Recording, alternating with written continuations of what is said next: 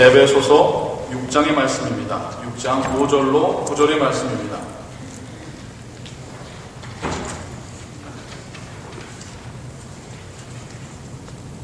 제가 가지고 있는 성경은 신약 316페이지에 있습니다. 에베소서 6장 5절로 9절의 말씀입니다.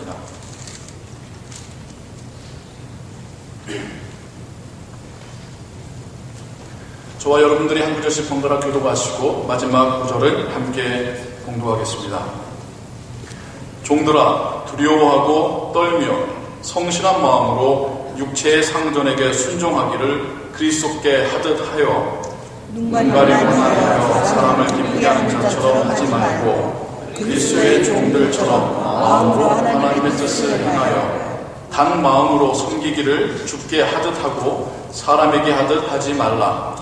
이는 각 사람이 무슨 선을 행하는지 종이나 자유한 자나 주에게 그대로 받을 줄을 알미니라. 상전들아, 너희도 저희에게 이와 같이 하고 공갈을 그치라. 이는 저희와 너희의 상전이 하늘에 계시고 그에게는 외모로 사람을 취하는 일이 없는 줄 너희가 알미니라. 아멘. 우리가 계속해서 에베소서에 나와 있는 새로운 인간관계라는 주제를 가지고 말씀을 보고 있습니다. 로마 제국 시대에 역사학자들이 추정하기를 노예가 6천만 명이 있었다고 합니다. 시민권자, 로마인보다 수가 더 많으면 많았지 적지가 않았다고 합니다. 그들로 인하여 그들의 수가 이렇게 많았기 때문에 그 모든 근로자의 계층들이 이 노예에 의하여서 운영이 될 수 있었던 것이죠. 집 안에서 일하는 것뿐만 아니라 집 밖에서 일하는 육체노동, 심지어 의료행위를 하는 의사, 가르치는 교사, 아니면 행정가까지도 노예 출신인 자들이 그 직업을 혹은 그 역할을 감당하기까지 하였다고 합니다. 노예제도는 자녀에게 세습이 될 수 있었습니다. 무슨 말이냐면 주인이 데리고 있는 이 노예에 대해서 주인의 아들이 그 노예의 권리를 세습해가는 겁니다. 또한 돈으로 노예를 살 수도 있었고요. 마찬가지로 노예도 자기가 돈을 열심히 모아놓으면 자신의 신분을 돈을 주고 사서 자유해질 수가 있었습니다. 당시 일반적으로 노예라고 하면 전쟁에서 잡혀온 포로들이 노예가 되었지요. 로마의 역사를 조금 아시면 로마가 숱한 전쟁을 치르면서 그 제국의 땅을 넓혀가면서 정말 많은 이민족들을 노예로 삼아 전쟁 포로로 데려왔다는 이야기들을 우리가 알고 있습니다. 워낙 당시의 노예 제도가 보편적이다 보니까 너무나도 일반적이다 보니까 주인이 노예에 대해서 비인격적으로 대우한다는 사실을 그 누구도 생각해 보지 않았습니다. 근데 당연한 것처럼 여겼어요.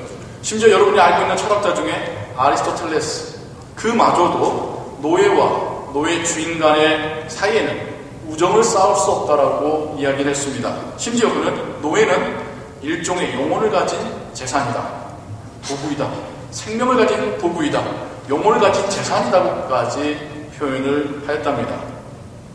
지난 주일에 부모님과 자녀의 관계 속에서 제가 로마법 속에 아버지의 권력, the power of father, 아버지의 권력에 대한 이야기를 여러분에게 말씀드렸죠.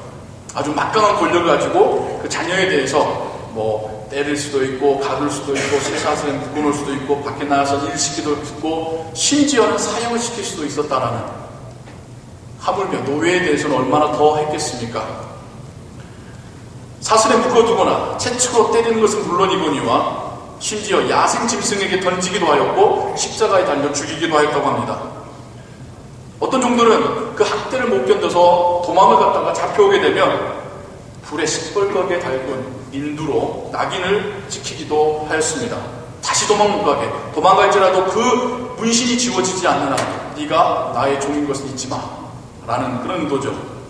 이 주인들의 잔혹한 학대에 심지어 자살하는 이들도 있었다고 합니다. 이러한 사회 분위기 속에서 주인이 노예를 인격적으로 사람 대 사람으로 대한다라는 거 만무하죠. 반대로 노예도 언제든지 이 주인에게서 벗어나기만을 바랄 뿐이죠. 주인과 좋은 관계, 인격적인 관계, 부모와 자녀의 어떤 그런 준하는 그런 관계, 친구의 관계 생각할 리 없겠죠. 주인은 어떻게 해서든지 이 노예에게서 노동력을 뽑아내려고만 하였을 것입니다. 노예는 어떻게 해서든지 일을 하지 않으려고만 하였을 것입니다. 모두가 억지로 하고 있는 관계니까요. 가까운 관계입니다. 항상 얼굴 보고 사는 한 집안에 있는 그런 관계지만 서로가 서로를 미워하고 우습게 보고 천히 여기는 그런 관계였습니다. 가까이 있지만 어찌 보면 집안의 원수와 같은 그런 관계이죠. 이런 상황 속에서 바울이 굉장히 파격적인 가르침을 주고 있습니다. 먼저 노예들에게, 종대 신분을 가진 그들에게 말합니다. 그들에게 예수 그리스도를 영접한 자로서 새로운 삶을 살게 되었다고 한다면 여러분의 인간관계도 새롭게 정립해야 됩니다. 여러분의 주인과의 관계에서도 여러분 예전과 같아서는 아니 됩니다. 주님을 섬기듯이 그들을 섬기십시오. 주님께 상급을 받는다는 마음으로 그들을 섬기십시오라고 이야기하고 있습니다. 우선 이 말은 초대교회에, 그 에베소 교회의 그 예배의 현장에 어린 아이들뿐만 아니라 심지어 노예까지도 함께 참여해서 예배를 드렸다라는 것을 우리가 추측할 수 있는 거죠. 얼마나 은혜로운 모습입니까? 얼마나 세상 사람들과는 차별된 모습입니까? 얼마나 진정 하나님의 나라가 그 안에서 실현되고 가고 있는 그러한 모습입니까? 우리 다시 한번 5절부터 8절까지 한 목소리로 다시 한번 바울이 어떤 이야기를 했었는지 다시 한번 읽어보도록 하겠습니다. 5절부터 8절까지 말씀입니다. 시작. 종들아, 두려워하고 떨며 성실한 마음으로 육체의 상전에게 순종하기를 그리스도께 하듯 하여 눈가림만 하여 사람을 기쁘게 하는 자처럼 하지 말고 그리스도의 종들처럼 마음으로 하나님의 뜻을 행하여 한 마음으로 섬기기를 주께 하듯 하고 사람들에게 하듯 하지 말라. 이는 각 사람이 무슨 선을 행하든지 종이나 자유하는 자나 주에게 그대로 받을 줄을 알미니라. 노예 신분이었던 교우들에게 정말 길게 자세하게 바울이 당부하고 있습니다. 그런데 상대적으로 주인들에게는 딱 한 구절만 이야기하고 있습니다. 9절이에요. 우리 함께 다시 한번 읽어볼까요? 시작. 상전들아, 너희도 저희에게 이와 같이 하고 공가를 그치라. 이는 저희와 너희의 상전이 한데 계시고 그에게는 외모로 사람을 취하는 일이 없는 줄 너희가 알미니라. 오해하시면 안 됩니다. 바울이 노예들에 대해서는 열심히 해야 돼. 그걸 상전들에게서는 적당히 해 하고 있는 것이 아닙니다. 기본적으로 바울은 우리 모두가 예수 그리스도의 종이라는 사실을 가지고 있습니다. 비록 지금 당장 신분적으로는 종인 그들에게 말하고 있지만 바울의 심정은 예수 그리스도의 종된 우리 모두에게 하고 있는 말입니다. 비록 잠깐이나마 어떤 사람이 다른 사람에게 매일 수 있다 할지라도 기본적으로 우리 모든 사람이 하나님 앞에서는 그의 종이라는 사실을 바울은 항상 마음속에 갖고 있었던 것입니다. 또한 두 번째 이유는 종들에게 이야기했던 그것이 그대로 다 주인들에게도 적용이 되기 때문에 반복하지 아니하고 주인들에게는 그 부분이 짧게 이야기되어지고 있는 것입니다.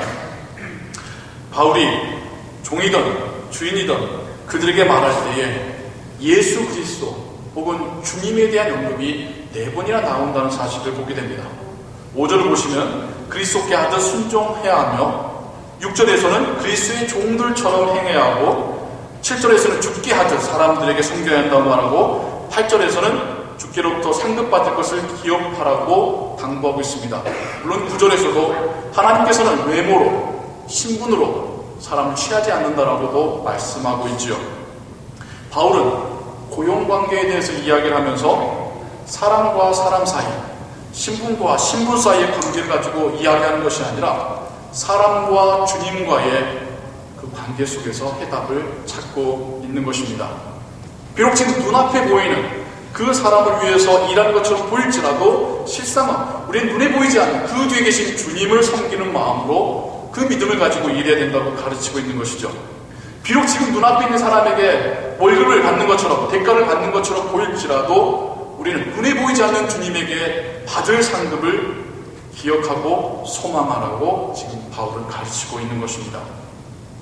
그렇습니다. 지금 바울이 말하고 있는 주인과 노예의 고용관계는 단지 사회 계급의 문제를 가지고 이야기하는 것이 아닙니다. 콜링이라는, 소명이라는, 신앙이라는 주제를 가지고 이야기하고 있는 것입니다. 그리스도인들이 이 땅에 살아가면서 어떤 자세로 일할 것인가를 바울은 지금 이 고용관계라는 것을 이슈를 가지고 이야기를 하고 있는 것이죠. 주님 바라보며 일하라는 것이 바울의 가르침입니다. 주님 주실 상급을 바라보라는 것이 또한 하나님께서 우리에게 주시는 메시지입니다.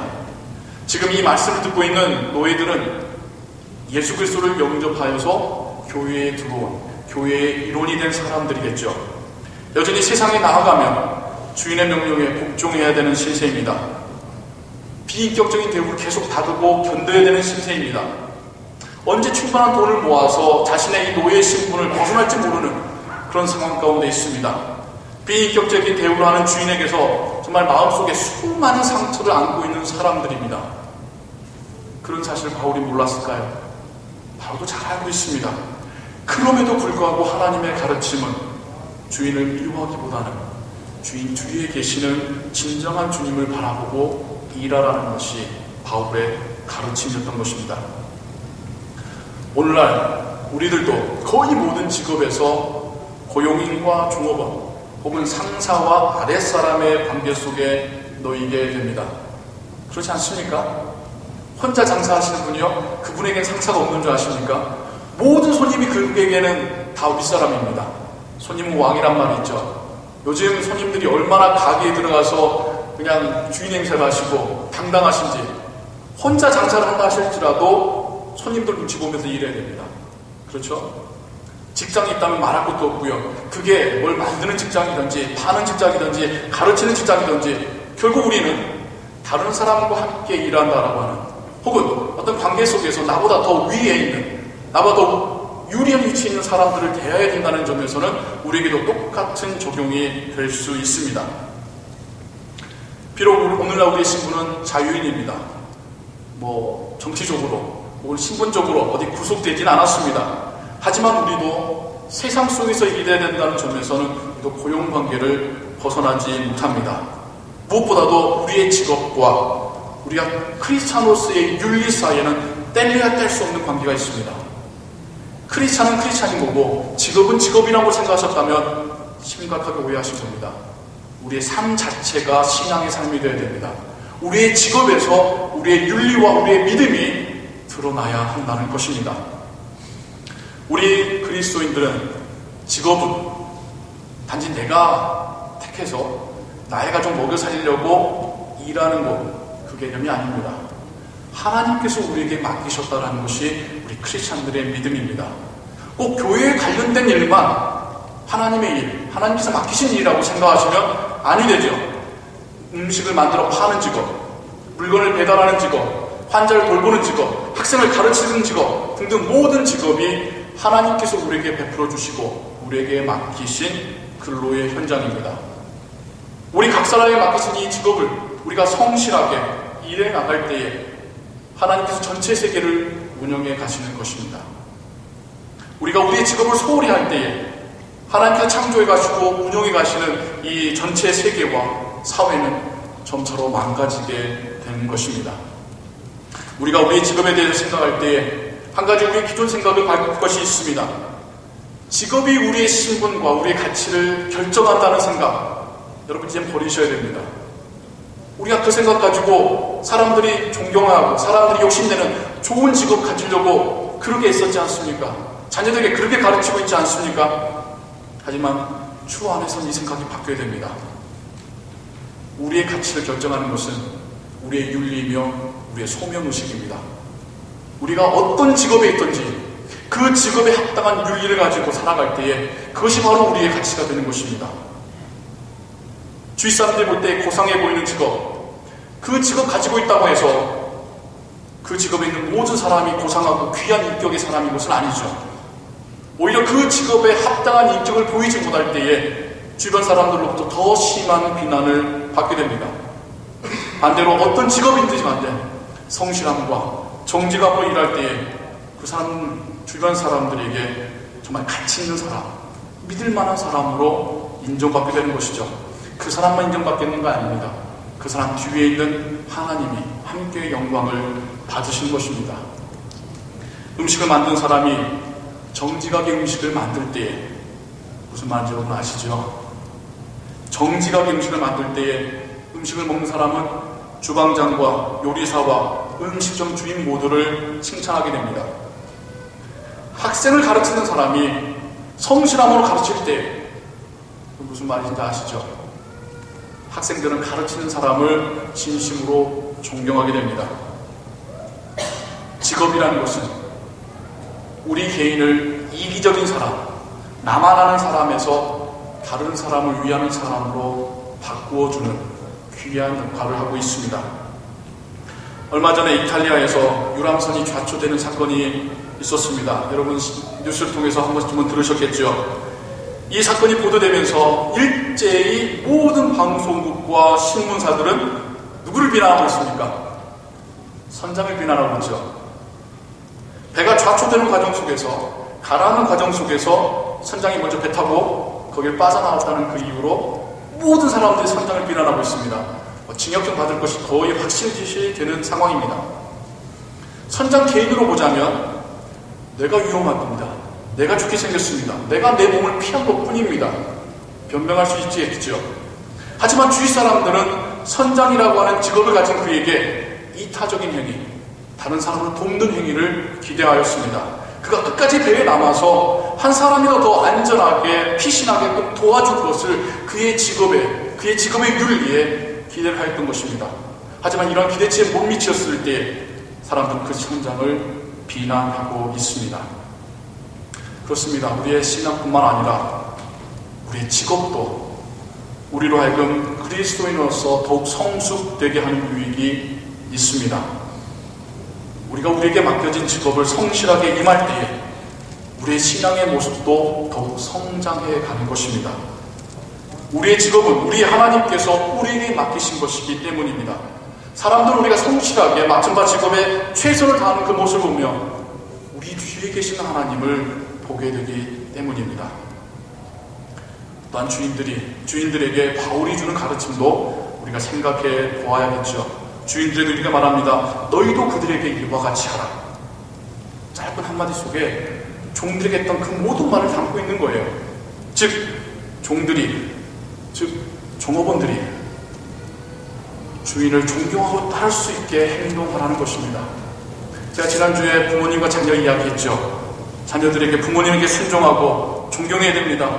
하지만 부모님들에게는 자녀들이 순종하고 존경할 만한 삶을 보여주십시오. 바울이 그렇게 말했다고 말씀드렸죠. 고용인과 종업원의 사이도 마찬가지입니다. 종업원들에게만 주인을 정말 성실한 마음으로 섬기고 맡은 바 일을 정직하게 행하십시오. 뿐만 아니라 고용인에게도 종업원들에게 본이 되는 모습을 보이셔야 한다는 것입니다.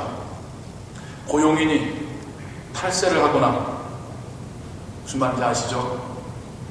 종업원들 사이에서 누군가를 편애한다거나 아니면 다른 사람을 속이는 모습을 보이고 있다고 한다면 그 어떤 종업원도 그 주인을 존경하지 않을 것입니다. 그 주인만 존경하는 것이 아니라 그가 믿는 하나님마저도 같이 비난하며 하나님 믿기를 거부하게 될 것입니다. 우리의 삶은 우리의 신앙이 드러나는 곳입니다. 교회만이 아닙니다. 가정만이 아닙니다. 우리의 직장, 우리가 다른 사람과 만나는 그 사회의 현장이 우리에게는 선교의 현장입니다. 내가 하나님의 자녀로 드러나는 그 때입니다.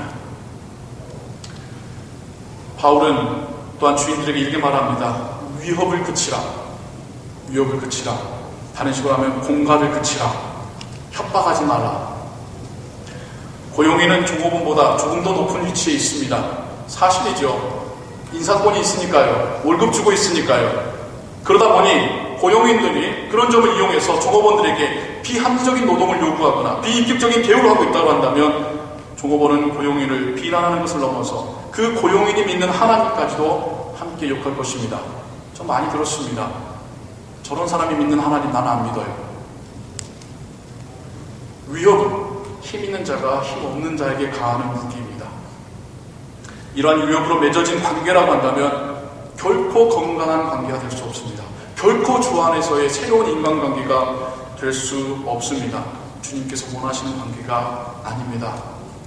오히려 종업원인 사람보다 종업원을 두고 있는 사람에게 하나님께서 맡기신 책임감이 더 무겁고 크다는 사실을 여러분 아셔야 합니다. 한번 주님 한번 생각해 볼까요? 그 누구보다도 크나큰 능력이 있으셨던 분입니다. 그 누구보다도 제자들과 주변의 사람들을 위협하고 따라와 안 따르면 다 혼날 줄 알아 할 수 있는 분이 주님이었습니다. 하지만 주님이 택하셨던 건 뭐죠? 사람들이 주님을 존경하고 그 말씀을 듣고 스스로 따르는 것을 택하셨습니다. 우리가 고용관계에 있을 때에도 정말 상대방이 내가 좀 더 높은 위치에 있기 때문에 무조건 말을 들어가 아니라 그것을 더 넘어서 진정으로 인격적인 관계를 유지하며 나와 한마음이 되고 나를 따라줄 수 있게끔 이끌어가는 것, 그게 크리스찬 리더의 모습이지 않겠습니까? 크리스찬 직장인의 모습이 이러한 모습이어야 되지 않겠습니까? 세상 사람들과 똑같이 지위를 이용해서 강압적으로 한다던가 아니면 더 높은 지위를 이용해서 그 사람 앞에서 추한 모습을 보인다면 그것이 어찌 신앙과 삶이 하나 되는 삶이라고 말할 수 있겠습니까? 더 나아가 바울은 고용인이나 종업원이나 모두가 하나님께서 우리의 주인 되심을 잊지 말라라고 당부하고 있습니다. 한번 누군가의 고용인이 되었다고 한다면 평생 그 사람의 상전이 될 수는 없습니다.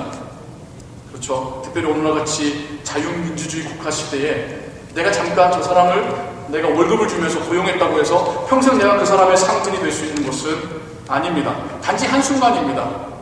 내가 조금 더 물질의 여유가 있는 것이고 저 사람이 조금 더 물질의 여유가 없어서 고용과 임금을 받는 관계가 된 것 뿐이지 사람과 사람 사이에서 누가 주인이 되고 누가 노예되는 관계는 더 이상 없습니다. 있어서도 안 됩니다. 기독교 정신의 위배가 됩니다. 그런데 한번 이러한 조금 더 우월한 관계에 있었다는 그 이유만으로 그 사람에게 고용과 임금의 관계를 넘어가는 그런 관계까지도 적용을 한다면 인격적인 관계, 어떤 다른 삶의 다른 부분에까지도 적용을 해서 내가 더 우월해, 너는 다 나를 따라야 된다고 한다면 하나님께서 맡기신 것 이상을 넘어가는 월권 행위입니다.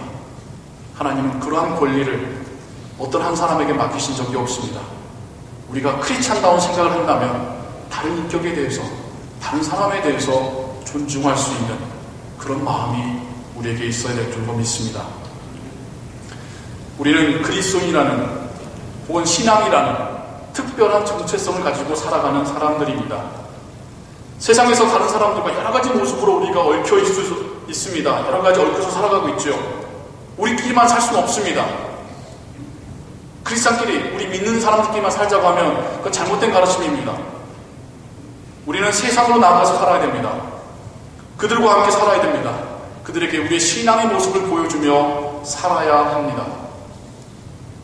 이제껏 신앙과 직업이 별개의 문제라고 생각하셨습니까? 아닙니다. 우리의 신앙과 우리의 직업은 뗄래야 뗄 수 없는 관계입니다. 우리의 신앙이 표현되는 것, 가정이고 직장입니다. 그럼 교회는 뭐냐고요? 우리가 은혜로 충전받는 곳이죠. 우리가 말씀을 배우는 곳이죠. 배운 말씀, 받은 은혜를 나누고 보여줄 수 있는 곳이 우리의 가정이어야 되고 우리의 직장이어야 되는 곳입니다. 교회에서만 신자여서는 안 되겠죠. 가정에서만 좋은 아빠야, 좋은 엄마여서는 안 되겠죠. 우리가 일하는 그곳에서, 우리가 비신자와 만나는 그곳에서조차도 우리는 크리스찬으로서 살아가야 합니다. 세상 사람들은 우리에게 기대치가 있습니다. 혹 목사님 뭘 모르고 하시는 말입니다.